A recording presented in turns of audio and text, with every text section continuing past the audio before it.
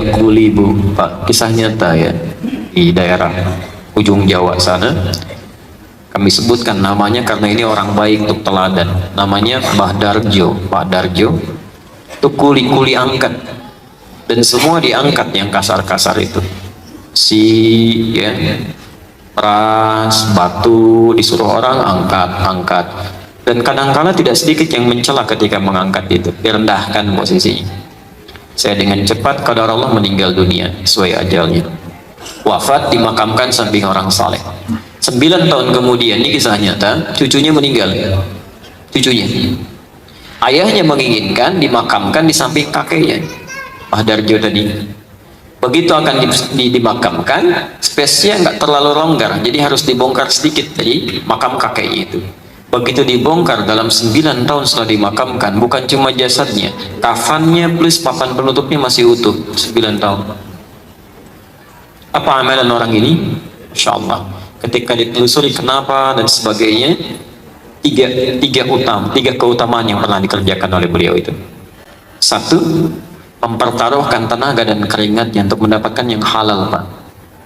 Lebih baik saya ngangkat yang berat-berat, mendapatkan keringat dan mendapatkan yang halal, dibandingkan mudah dilakukan tapi neraka sudah mengancam. Maka setiap mendapatkan yang halal itu, jatuh keringatnya, itu keringat dihitung, itu bagian dari pahalanya menjaga tubuhnya, selamatkan oleh Allah.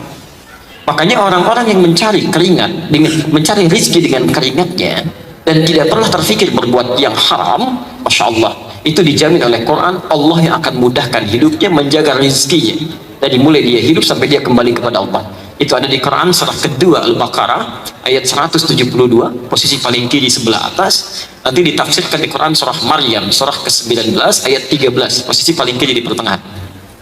Ya ayyuhalladzina amanu, hai orang-orang yang merasa punya iman, kulu min thayyibati ma razaqnakum, silahkan kamu cari untuk bekal makanmu. Min thayyibati, yang baik-baik, ma razaqnakum, kami yang sediakan. Saya agak cepat sedikit. Hukum mencari rezeki, hukumnya secara umum ada di Al-Baqarah ayat 168, posisi paling kanan sebelah bawah. Itu umumnya kalimatnya mengatakan begini, ya ayyuhan nasu, hai manusia, kulu mimma fil ardi halalan thayyiban, silahkan cari rezeki, dapatkan untuk kebutuhan makan yang halal dan baik. Cara dapatnya halal, dibelikan yang terbaik untuk kesehatannya. Tapi ketika mengatakan pada orang beriman, kalimat halalnya dibuang, Pak. Silahkan cek. Ya ayyuhan nasu halalan thayyiban. Ya ayyuhalladzina amanu, ketika menyebutkan iman, halalnya dibuang. Kulu min thayyibati ma razaqnakum. Silahkan cari yang baik-baik, kami sediakan, bukan kamu yang capek mendapatinya. Kenapa kalimat halalnya dibuang di ayat ini? Kata para ulama, karena orang-orang beriman itu dengan iman ada dalam jiwanya akan otomatis membimbing mencari yang halal. Jadi kalau ada di sini mengaku beriman, beragama Islam, tapi masih memikirkan yang haram, maka ada masalah dalam imannya. Ada masalah, itu dijaga. Saya mohon maaf. Yang kedua, itu sabar dengan ujian. Begitu cari, dicela, gitu kan, direndahkan, alhamdulillah. Bukankah bersabar dalam ujian mendatangkan pahala? Apalagi saat dicela, oh masya Allah, itu gratis, Bu. Ini jangan marah kalau sedang dicela, itu memindahkan pahala. Hadis Muslim nomor hadis 5611 dari Abu Hurairah. Betul, hadza min hasanati wa hadza min hasanati. Kalau ada orang berbuat baik kemudian melakukan keburukan, itu pahala kebaikannya dipindahkan pada orang yang dizalimi itu. Ada orang sholat, selesai sholat mencela orang lain yang belum sholat. Tuh lihat, baru ngambil wudhu aja belum, kita udah jamaah kan, alhamdulillah, ya kan? Nah, itu ketika mengucapkan kalimat itu, maka pahala sholatnya pindah pada orang bersangkutan. Selesai. Masya Allah, berapa banyak pahala yang dapat oleh orang tadi. Yang ketiga, ini yang belum bisa saya lakukan sampai hari ini pun, Masya Allah, beliau mengikuti sunnah-sunnah orang-orang soleh sebelumnya, salafus soleh. Ibu, bapak sekalian, ini bocoran sedikit ya antara kita aja di sini hari ini. Ada kebiasaan amalan dari sahabat Nabi sampai generasi setelahnya. Kalau sebelum tidur, itu suka punya amalan-amalan khusus dari petunjuk Nabi.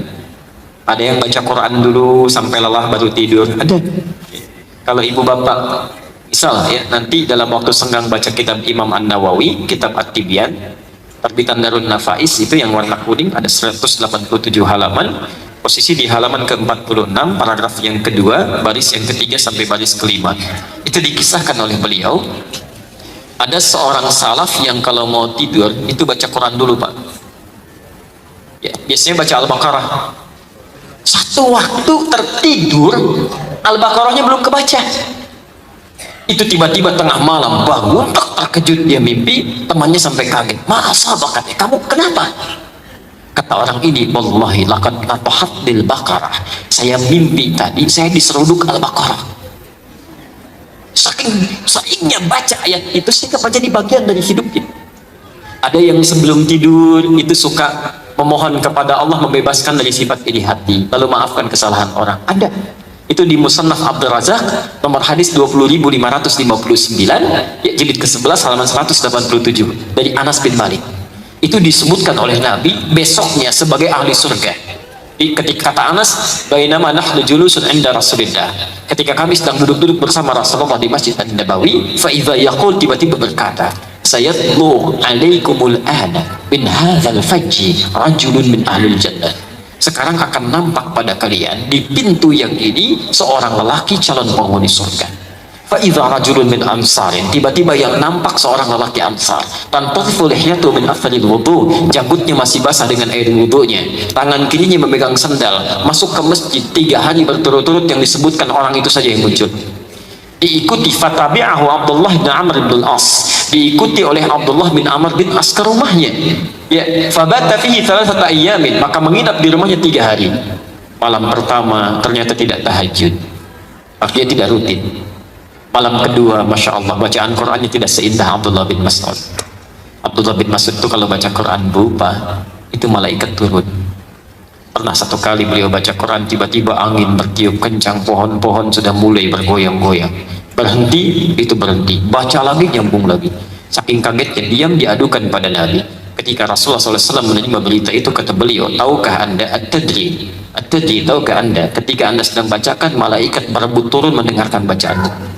Kalau diteruskan bacaanmu akan hancur tempat-tempat di sekitarmu itu. Insya Allah, saking indahnya. Makanya Abdullah bin Mas'ud di muka bumi diciptakan cuma 1. Coba kalau semuanya ini seperti Abdullah bin Mas'ud, Masya Allah, habis ini pasar raya, kita begitu dibacakan ya. Makanya ketika Bapak Ibu baca Quran, termasuk saya, malaikat gak pada turun. Cuma dicatat pahalanya gitu ya. Cuma dicatat.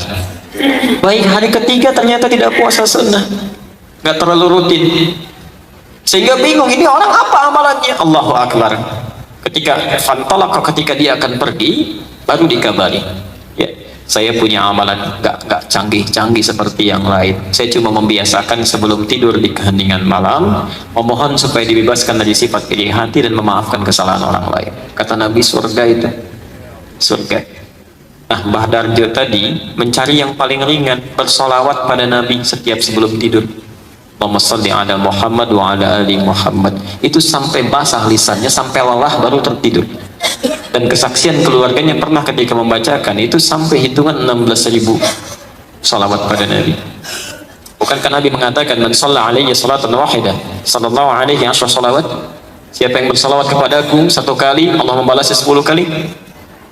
Maksud saya, mohon maaf ya, kalau beliau dipanggil pulang duluan, telah menghadap Allah, barangkali menurut Allah dosanya begitu kecil, amalnya sudah banyak, dijadikan hikmah untuk kita. Kalau saya, anda, kita dihidupkan sampai hari ini belum mau diampuni dosa juga, dengan cara apa lagi Allah mesti ampuni dosa kita? Cobalah, coba dulu merenung pelan-pelan. Satu saat kita pulang, saat kita meninggal, dunia aja begitu dicari luar biasa, berangkat gelap, pulang gelap, dikumpul-kumpul. Apa anda pikir akan dibawa ke akhirat? Tidak. Jadi yang sementara aja begitu serius, kenapa yang hidup abadi tidak dicari dengan serius? Ini Bapak Ibu misalnya bekerja, beli handphone, dapat handphone, alhamdulillah, begitu meninggal dibawa ke handphone itu. Gak ada. Saya sampai hari ini belum pernah dengar ada orang meninggal berwasiat, kalau nanti Bapak meninggal tolong handphonenya ikutkan, kalau kangen tolong miss call aja. Gak bisa ikut nih, bismillah, assalamualaikum, pahala turun, handphonenya gak akan ikut, kalimat itu yang naik. Bismillah, tulis SMS jadi ibadah. Bikin status tentang kebaikan. Hari ini, hari Selasa 4 Dzulhijjah 1437 Hijrah. Waktu sholat sekitaran Blok M, subuh jam sekian, zuhur jam sekian, sampai isya jam sekian. Allahu Akbar. Itu yang jadi ibadah. Begitu status Anda dibaca oleh orang lain, 10 orang sholat, ingat sholat, kemudian sholat karena status Anda dapat pahala dari 10 orang itu. Tanpa dikurangi sedikit pun. Hadis Muslim nomor hadis 1893. Man dalla ala khairin falahu ajruhu mithla ajri fa'ilihi min ghairi an yanqusa min ajrihi syai'. Siapa yang memfasilitasi pada kebaikan diamalkan oleh orang lain, maka dia mendapat pahala yang sama dengan yang mengerjakan tanpa dikurangi sedikit pun. Apa yang sudah Anda lakukan dengan handphone Anda, media sosial Anda? Jadi wahana untuk melahirkan dosa. Yang punya masalah orang lain, yang bikin status yang lain, ribut di situ, gitu kan? Kadang-kadang yang bukan urusan kita dipikirin juga. Oh, Blok M gelap, tulis status. Hari ini cuaca mendung, gitu. Emang kenapa? Ada hubungan dengan kita, mau mendung mau enggak, urusan Allah. Kayaknya pasti hujan nih. Kalau hujan macet, kalau macet banjir. Ustaznya pasti nggak datang kajian. Bah, tiba-tiba ketinggalan, gitu kan?